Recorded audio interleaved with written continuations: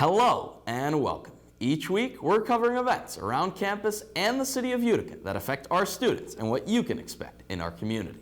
This is Utica TV News. I'm Andres Jaime Mendez. AAUP Utica, the labor union that represents full-time faculty along with librarians and counselors at Utica University, announced on the morning of Saturday, October 21st, that the administration had violated the contract ratified in September in at least two very serious ways, adding that grievances would follow. This was the announcement that came from AAUP Utica's Instagram. It reads, "New leadership, same old story. This one's a doozy, so get ready. More soon," with a raised fist and flexed bicep emoji. Then came this meme that was a video of a children's band playing completely out of tune, relating that to the response given by an administrator to one of the union's grievances. It is expected that details will be released by the union in the coming weeks. This Wednesday, October 25th, was the annual Utica Unity Walk, where the university's values of diversity, equity, inclusion, and belonging were celebrated. Utica TV was there and took part in the event that began in the 1980s and 90s. The gathering location was at Duffy Plaza, and after completing the walk, there was a gathering on the back quad of the Strebel Student Center, full of readings and performances. The Division of Diversity, Equity, and Inclusion in Student Transitions encouraged the community to think about how we choose kindness and why representation matters in different fields. A sign near the front of Strebel made the message of inclusion abundantly clear. Inclusion is a right, not a privilege for a select few. Tonight will be Yards for Yeardley, honoring Yeardley Love, the UVA women's lacrosse player who died at the hands of her abusive boyfriend. The event will take place from 7:30 p.m. until 9:30 in the Dome. It will consist of walking yards in Yeardley's memory. Teams can include participants from friends, sports teams, or organizations. Anyone is able to walk yards to add to any team's total. Yards for Yeardley is part of October's Domestic Violence Awareness and Prevention Month.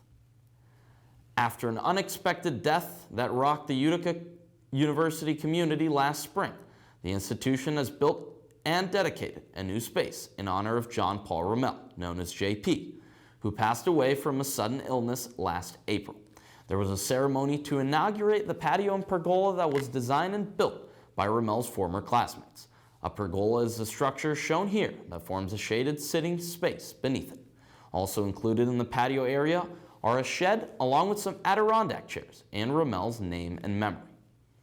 JP was the president of the Construction Management Club and a volunteer firefighter back in his hometown of Plumstead Township, Pennsylvania. He was a senior on track to graduate with honors and a bachelor's in construction management before he passed away. Fall's in full swing, and that means seasonal fall flavors are back in the Common Grounds coffee shop in the library. The fall flavors include a hot apple cider and several choices of lattes. The lattes come in 4 distinct varieties and in regular and large sizes. Autumn pistachio, maple cinnamon roll, autumn harvest, and caramel pumpkin are featured. The Clark Athletic Center had a crisis seemingly appear out of nowhere last week. For gym goers, all water fountains and water bottle filling stations were out of order. Utica TV filmed the situation that Sunday. Here, it can be seen how water in water fountains was not draining and instead accumulating. The water bottle filling station right outside the gym was not turned on.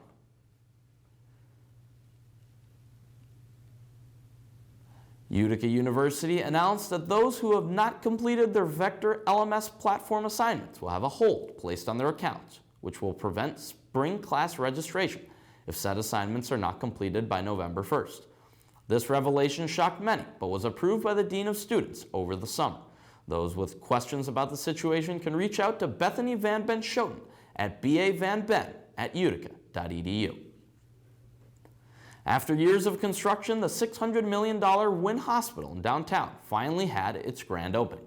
One of our former reporters, Thomas Caputo, and now Rome Sentinel writer, was kind enough to send in pictures for our report. New York Governor Kathy Hochul gave a speech at the ribbon cutting. New York State gave the city a $300 million grant in order to complete the project. The new downtown mural is nearly complete. Our Brady Barnard went down to Liberty Bell Park to show us how it's turning out. Brady. At the corner of Lafayette Street, downtown Utica, lies Liberty Bell Park, which in the city's eyes needed an upgrade. Previously lied a mural of a sunburst, which was torn down late in the spring. Utica residents have voted for Floridian Stephen Teller to create the new design. The new design features a lot of bright colors and a lot of different kind of flowers. Previously, on the right half of the mural was where the sunburst was concentrated, but now lies a string of flowers with a hummingbird flying off of the mural. From downtown Utica, Brady Barnard for Utica TV News. Thank you, Brady.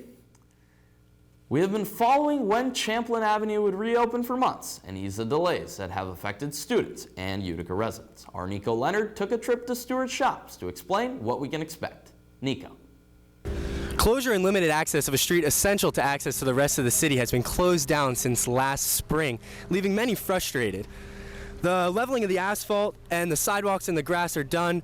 It started up at the light on the crossroads of Campbell and Caroline, and Champlain Avenue should be open to the rest of the public in the coming days. That's the latest here from Nico Leonard here at Stewart Shop on the corner of Champlain Ave. This is Utica TV News. Thank you, Nico. Former Utica men's soccer standout Ramazani Juma became a professional soccer player when he was drafted by the Kansas City Comets of the Major Arena Soccer League. The MASL draft took place here in Utica at the Nexus Center. Mohawk Valley Community College player Abdullahi Jadot was drafted by Utica City. And as we close out, remember to watch as coverage continues on the Utica Collective Bargaining Agreement, road closures and reopenings, and downtown building updates. Enjoy this photo slideshow of what fall is looking like here at Utica University. For Utica TV News, I'm Andres Jaime Mendez. Good night.